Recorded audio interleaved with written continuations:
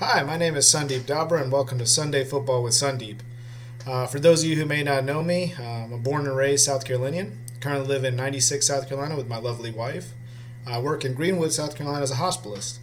I've been a lifelong NFL fan, and I'm starting this video because I like to spend a lot of time talking to my friends, family, work, colleagues, pretty much anybody who'll listen about football.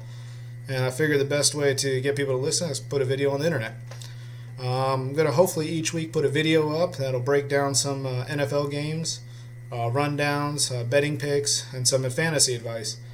None of this is meant to be taken as infallible advice or 100% correct, but I try to do the best that I can. I've done pretty successfully the last couple of years.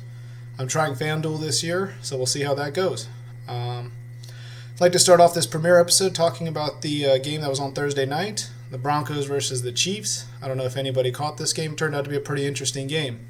Started off really slow, but then there were a couple of touchdowns by both teams right before the half. Made it pretty entertaining. The game actually got really entertaining towards the end of the game. But the thing that became the question of the game, or I think what people noticed the most, was Peyton Manning's performance. He was rather sloppy. He threw a pick six early on in the game. Actually nearly threw another one right after that. Almost got picked off twice in the second half. His numbers weren't bad. He was 26 of 45 with 256 yards, 3 touchdowns, and 1 pick. But again, he nearly had 3 other interceptions. And at one point, if I'm correct, the Chiefs actually had their hands on the ball, but it fell out. In any case, he still threw a perfect pass at the end of the game to tie it up to Emmanuel Sanders. Then at the end of the game, Jamal Charles ended up losing it for the Chiefs. It's hard to blame one player, but he did fumble the ball, and they picked it up for a touchdown to win the game. It was a pretty sloppy afternoon for the Chiefs. They started the game and ended the game with a fumble, which pretty much summarized how the game went. They lost it through sloppy play. The Broncos at the end ended up having 2 touchdowns to Emmanuel Sanders and 1 touchdown to Virgil Green. Alex Smith, on the other hand, who hadn't thrown an interception in a while, unfortunately got picked off twice in that game.